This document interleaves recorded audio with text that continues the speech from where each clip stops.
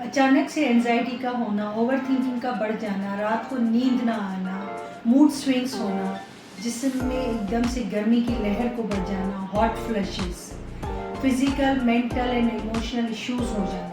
अगर ये सारे सिम्टम्स आपके अंदर हो रहे हैं तो इसका मतलब है कि आप मेनोपॉजल फेज से गुजर रहे हैं। Menopausal as, average age Pakistan में 45 से 55 के दरमियान में है। आपको कैसे पता चलेगा कि आपको मेनोपॉज है? अगर आपको 1 साल कंटिन्यूस पीरियड्स नहीं आए तो इसका मतलब है आप मेनोपॉज के अंदर चली गए। कुछ ऐसी चीज़ें हैं जो हम अपने पेशेंट्स को बताते हैं जब वो मेनोपॉज में हों या मेनोपॉज के करीब हों, तो वो कुछ चीज़ों को अवॉइड करें, जैसे कि शुगर इंटेक कम कर दें। Being Asians we are very prone for diabetes. एक तो इस एज में आपको शुगर होने का बहुत ज़्यादा खतरा होता है, दूसरा शुगर इंटेक ऐसा है कि आपके मेनोपॉजल सिम्टम्स को और एग्रेवेट करता है।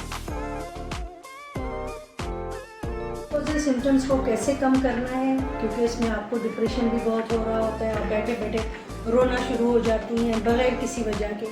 तो इसमें कुछ ऐसी चीज़ें हैं कि आप अपनी लाइफ स्टाइल मॉडिफिकेशन करेंगी, आप डेली अपनी एक्सरसाइज करेंगी, विटामिन डी और कैल्शियम का इंटेक करेंगे, और उसके बाद आपकी कुछ ऐसी मेडिकेशन होती हैं, कभी कभी हमें एंटी डिप्रेसेंट्स भी देना पड़ जाता है, और कभी कभी नॉन हार्मोनल मेडिकेशंस होती हैं जैसे इवनिंग प्राइमरोज ऑयल और ऐसी चीज़ें हम देते हैं।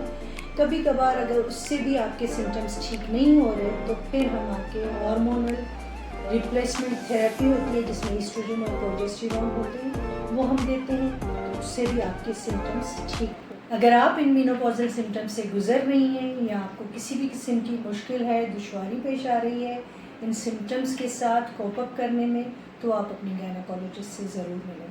Thank you.